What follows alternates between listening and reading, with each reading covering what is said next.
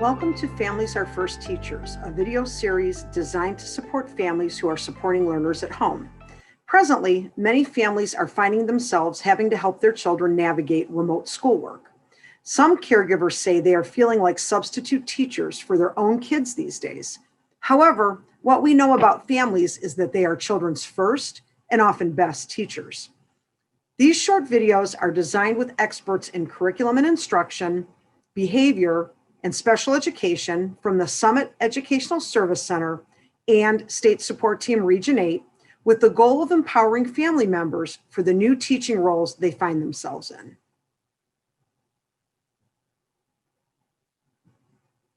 In the safety briefing on an airplane, passengers are told that before fixing the oxygen mask on anyone else, including your own children, make sure yours is fixed first. In other words, we need to look after ourselves if we are to be of any use to someone else. This can seem counterintuitive. The natural reaction of a parent or caregiver is often the other way around.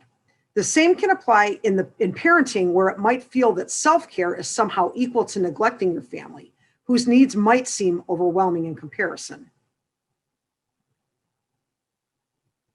Self-care is never a selfish act. It is simply good stewardship of the only gift I have, the gift I was put on earth to offer to others. This is a quote from Parker Palmer. What is self-care?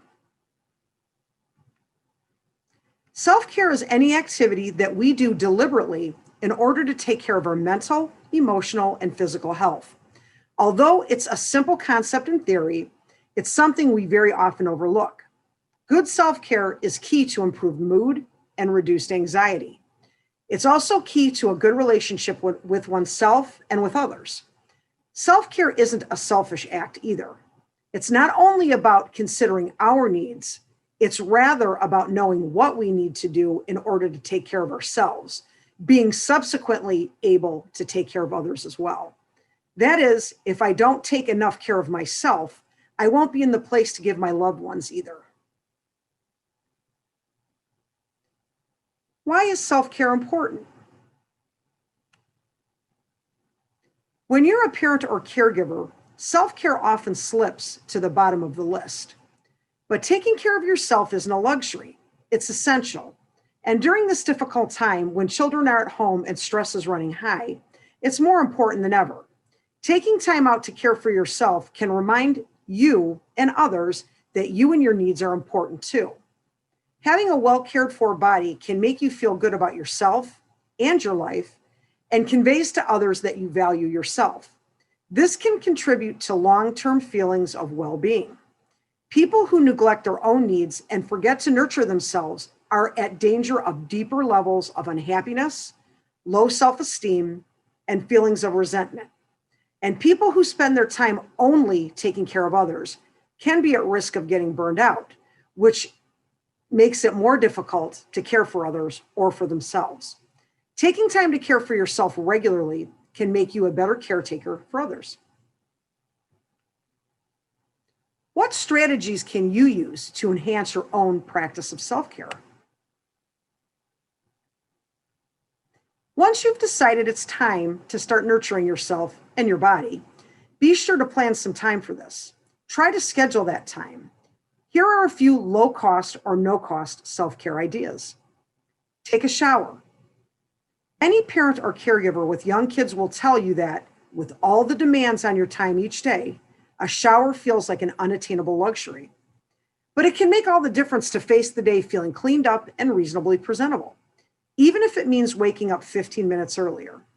In addition to feeling good when you look good, a shower is one of the few places you can escape all the screens, be alone, breathe, and think.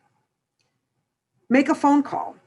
Sometimes all it takes to put things in perspective or turn your day around is to connect with someone. Call a good friend from the car or a family member on your lunch break. If you are feeling stressed, even a 15-minute conversation with someone who makes you smile can completely turn your day around. Move your body. You don't have to be a hardcore exerciser. Just getting out of your chair, getting outside if possible, and getting your blood moving with a brisk walk or even cleaning up the kitchen can do the trick. Write it down. Sometimes you need a physical manifestation of getting a thought out of your head in order to let it go. Other times, the act of translating heavy or overwhelming thoughts and feelings into coherent sentences allows you to make sense of them and process them effectively. Say no. There are big ways to show yourself some love, and then there are the small ways, which often make just as much of a difference as the more substantial self-care activities. Learning to say no is one of those little things that make a big impact. Do something that used to make you feel happy as a kid. This is my particular favorite. Think about it. When was the last time you felt deliriously happy and carefree? I bet it was when you were a kid.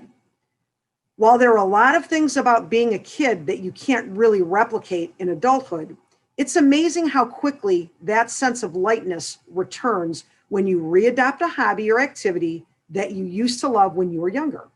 For example, a lot of people swear by the positive effects of coloring books. Of course, because remember how much fun coloring was when you were a kid?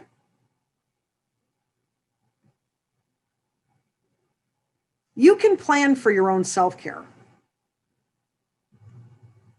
Where do you start? Well, there are a few golden rules. Stick to the basics. Over time, you will find your own rhythm and routine. You will be able to implement more and identify more particular forms of self-care that work for you.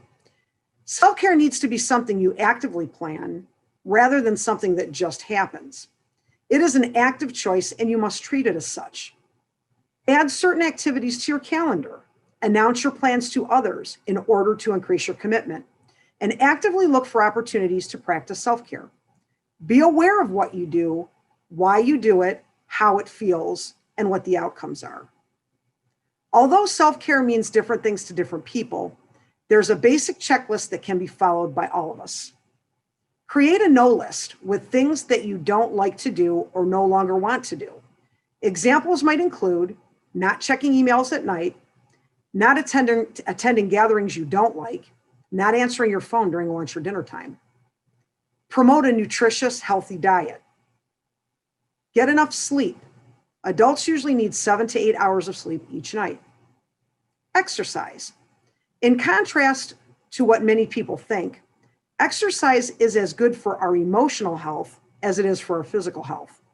It increases serotonin levels, leading to improved mood and energy. In line with self-care conditions, what's important is that you choose a form of exercise that you like. Use relaxation exercises and practice meditation. You can do these exercises any time of the day. Spend enough time with your loved ones. Do at least one relaxing activity every day, whether it's taking a walk or spending 30 minutes unwinding. Do at least one pleasurable activity every day, from playing a game to cooking or meeting with friends. And most importantly, look for opportunities to laugh. It doesn't take much effort to give planned self-care a try. Set up a 15-day self-care routine and see how you feel before and after. And never forget, as with everything, self-care takes practice. Good luck. And that concludes this module on parent and caregiver self-care. Thank you for joining us. If you have found this video helpful, you can find additional ones just like it on the Summit ESC YouTube channel. Just visit YouTube and search for Summit ESC. There you'll find additional brief videos on calming strategies and social emotional needs, supports for diverse learners, developing a growth mindset, and academic content supports. We hope these videos provide some new ideas, resources, and tips for supporting your learners at home and life, and in particularly you.